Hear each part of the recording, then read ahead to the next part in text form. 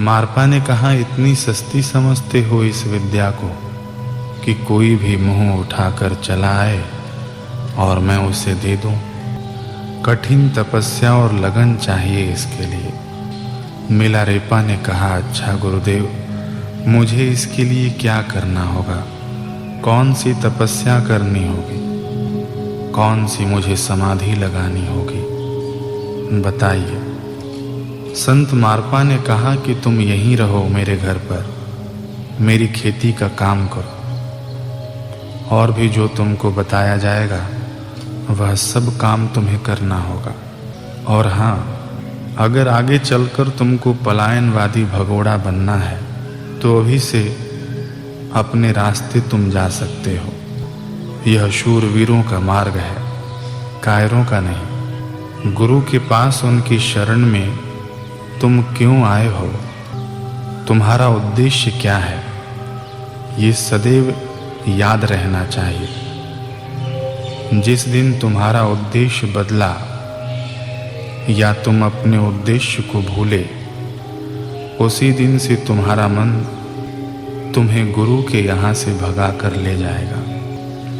याद रखना, कैसी भी परिस्थिति गुरु के द्वारा निर्माण की जाए, तुम पूरे भक्ति और श्रद्धा से उनका सामना करना।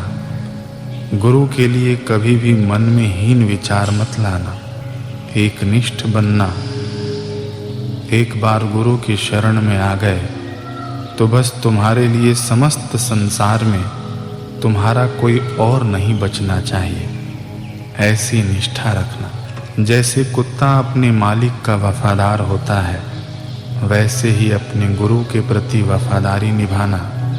जब जब मन में पलायन के विचार आए तो कुत्ते को याद कर लेना और विचारना कि क्या मैं इससे भी गया बीता हूँ। चलो अब हल उठाओ और खेत में पहुँचो। कई महीनों तक मिलारेपा खेत में काम करता रहा।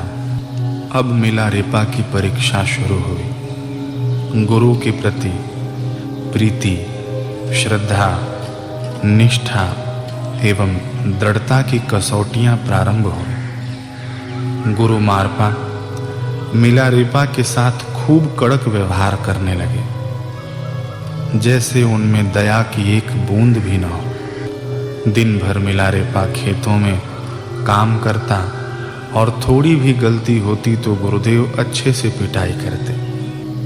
कभी डंडे से तो कभी हाथों से, तो कभी जो भी मिल जाए उसी को चलाकर मार देते और ऐसे शब्दों का प्रयोग करते कि कलेजे को चीर जाए। सांसारिक दृष्टिकोण से अब ऐसा व्यवहार देखकर कौन कहेगा कि ये महात्मा है, सिद्ध पुरुष है?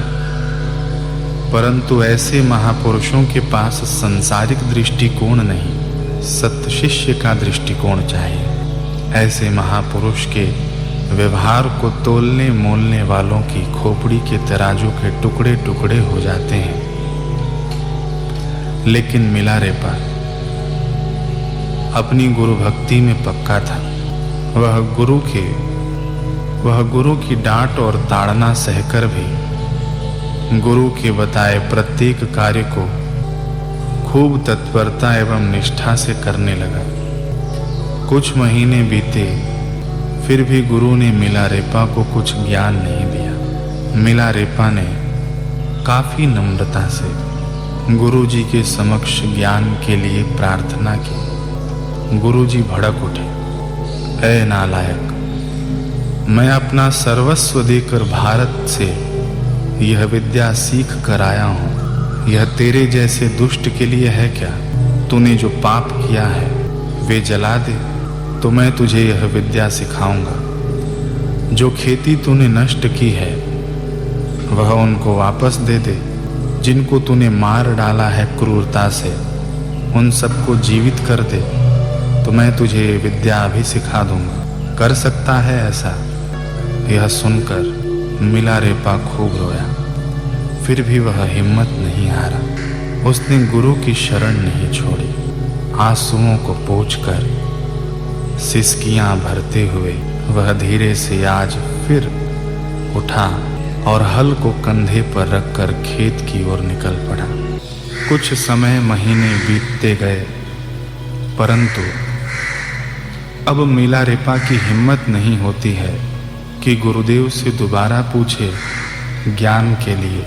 कैसी श्रद्धा रही होगी मिलारेपा की। यहाँ उसको कोई विशेष समझाने वाला नहीं है, परंतु इसके उद्देश्य की सुनहरी रस्सी ने इसको गुरु चरणों में बांधे रखा है।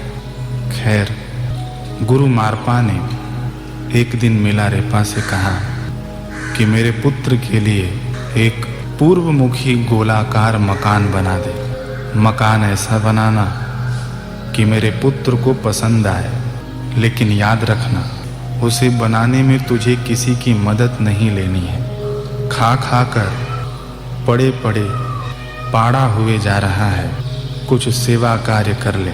मकान में लगने वाली प्रत्येक लकड़ी भी तुझे ही काटनी है, गढ़नी है और मकान में लगानी है। ध्यान से सुनाना कि किसी की मदद नहीं लेनी है। जी गुरुजी। मिलारेपा खुश हो गया कि चलो गुरुजी की सेवा करने का मौका तो मिल ही रहा है ना। उसने बड़े उत्साह से कार्य शुरू कर दिया। वह भोर में ही कुल्हाड़ी आदि लेकर दूर जंगल में जाकर लकड़ियां काटता, घर की आकृति के हिसाब से उन लकड़ियों की गढ़ाई करता, फिर उन लकड़ियों को बांधकर अपने कंधों के बल से या पीठ पर लादकर घसीटता खींचता हुआ उन्हें अपने स्थान तक लेकर आता। ऐसे ही पत्थरों को भी औजारों से आकृति देता और उनको भी अकेले ही पीठ पर लाद कर ले आता। स्वयं ही दूर से पानी भरकर अपने स्थान तक ले आता। किसी की भी मदद लेने की मनाही है। गुरु की आज्ञा पालन में वह पक्का था। किसी मनीषी ने कहा कि धरती पर वैसे तो कितने आते हैं और जाते हैं, बिरले ही अपने जीवन को धन्य बना पाते हैं। नर होने का अर्थ नहीं है यश और अपयश में खो जाना। नर तो वह है दुश्मन मन भी जिसका गुणगान करे। जीवन का उद्देश्य नहीं है केवल पीना खाना, सांसों पर अवलंबित होकर ऐसे ही मर जाना। धर्म नीति का अलख जगाते चले निरंतर पथ में सच्चा नर है वह जो पौरुष का अवदान करे। पौरुष आत्मज्ञान प्राप्ति के लिए कई महीनों तक कठिन परिश्रम चलता रहा। महीने कब अपना रूप बदलकर वर्ष में बदल जाते पता ही नहीं चलता। और इसी में गुरु मारपा बीच बीच में मिलारेपा को टोकते कि लापरवाह कहीं का, अभी तक मकान नहीं बना पाया, ऐसे पाड़े जैसे शरीर को लेकर क्या करेगा, जल्दी तैयार कर। गुरु के कार्य में तत्परता नहीं है तो ज्ञान को पचाने में भी लापरवाही करेगा। लापरवाहों को ब्रह्म विद्या मिल भी जाए तो फलीभूत नहीं होती। मिलारेपा गुरु के वचनों को भी सुनता, परंतु मौन होकर अपने कार्य में लगा रहता। महीने बीते, वर्ष बीते, अब मकान का आधा काम हो गया। एक दिन गुरुजी मकान देखने आए। मकान को देखते ही गुस्से में गरज पड़े, धत तेरी की, ऐसा मकान नहीं चलेगा। कैसा जड़बुद्धि मेरे पाले पड़ गया है। एक कार्य दिया था उसे भी वर्षों लगा दिया और ऐसे ढंग से किया कि गुरु को पसंद ही नहीं आया। मेरे घर की रोटियां भी बर्बाद कर दी। इससे बढ़िया तो ये रोटियां किसी गरीब को दे देते तो उसका पेट भरता। ज्ञान पाने के नाम पर मेरे माथे पर आकर बैठ गया है, जड़ कहीं का। तोड़ डाल इसको और याद रखना जो चीज जहां से लाया है वहीं रखना है। इतने पेड़ पौधों को काटकर इतनी लकड़ियां भी बर्बाद कर दिया, इतने पत्थर भी बर्बाद कर दिए। मेरी जमीन वैसे की वैसी साफ करके दे। और हाँ, इन वस्तुओं को वापस अपने स्थान पर रखने के लिए भी किसी की मदद लिया तो खैर नहीं तेरी। मिला रेपा जिन हाथों से उस मकान का निर्माण किया, उन्हीं हाथों से अब उस मकान को तोड़ने में लग गया और लकड़ियां जहां से काट कर लाया फिर से पीठ पर लाद कर उन लकड़ियों को वहीं छोड़ने गया। पत्थरों को जहां से लाया फिर से उन पत्थरों को पीठ पर उठाकर वहीं छोड़ने चला गया। परंतु मिला रेपा की तपस्या अभी यहीं पूरी नहीं होती। मिला रेपा ने आधा काम पूरा कर दिया। इतने में गुरु ने आके आज्ञा दी कि इसे तोड़ दे और जो जहां से लाया था वहीं वापस रख कर आ। मिला रेपा ने बिना किसी फरियाद के गुरु जी की आज्ञा का पालन किया। फरियाद का फ तक मुंह में नहीं आने दिया। कार्य पूरा किया। फिर गुरु जी ने दूसरी जगह बताते हुए कहा, हाँ यह जगह ठीक है।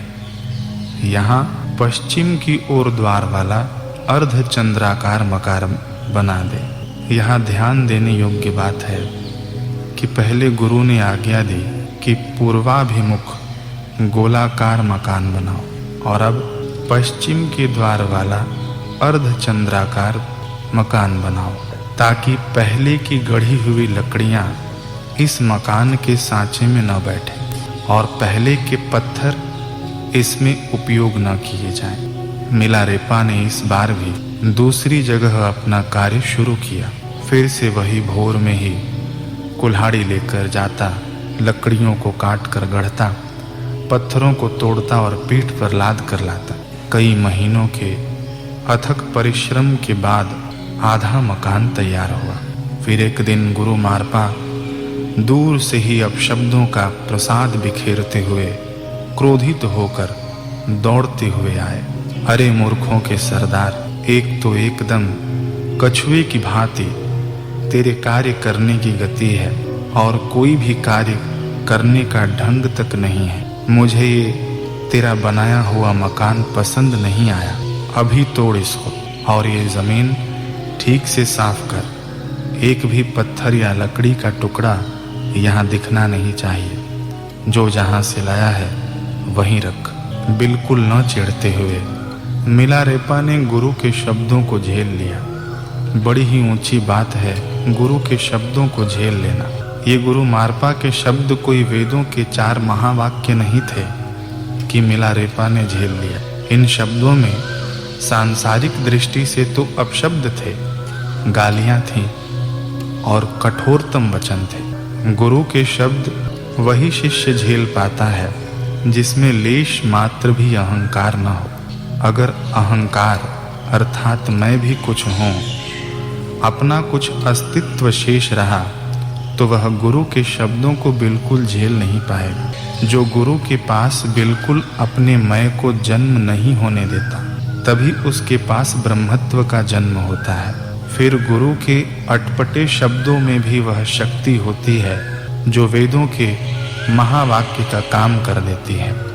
गुरु का तो प्रत्येक शब्द महामंत्र हुआ करता है। फिर वही शब्द कठोर हो या प्रेम से सने हुए हों, इनमें भेद नहीं है। मिला रेपा की गुरु भक्ति गजब की थी।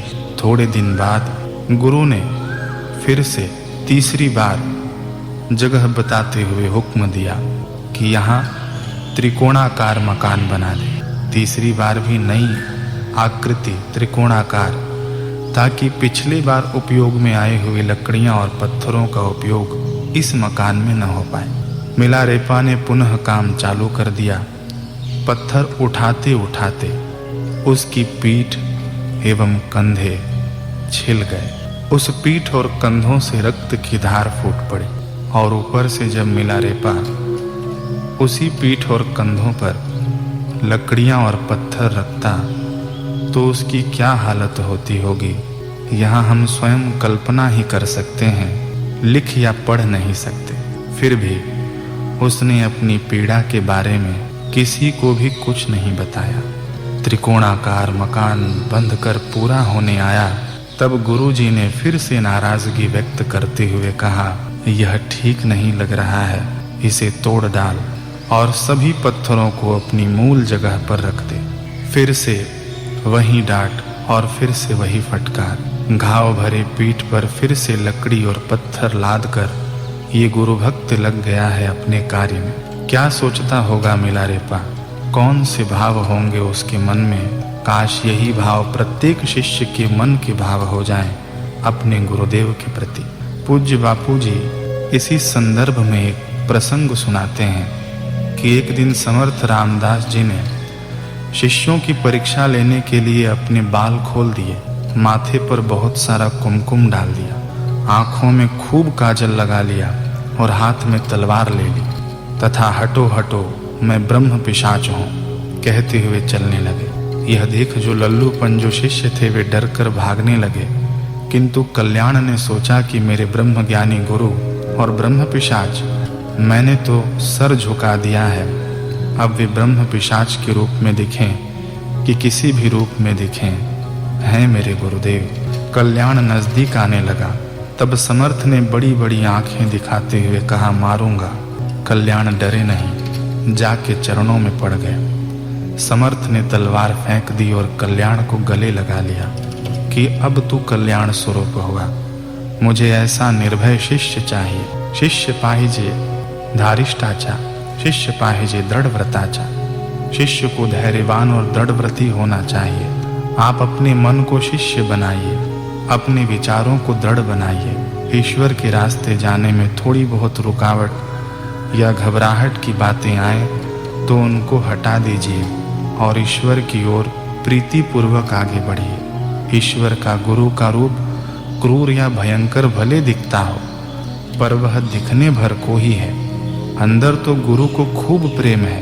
भक्त का उद्धार करने के लिए ही भगवान की, गुरु की यह लीला हुआ करती है।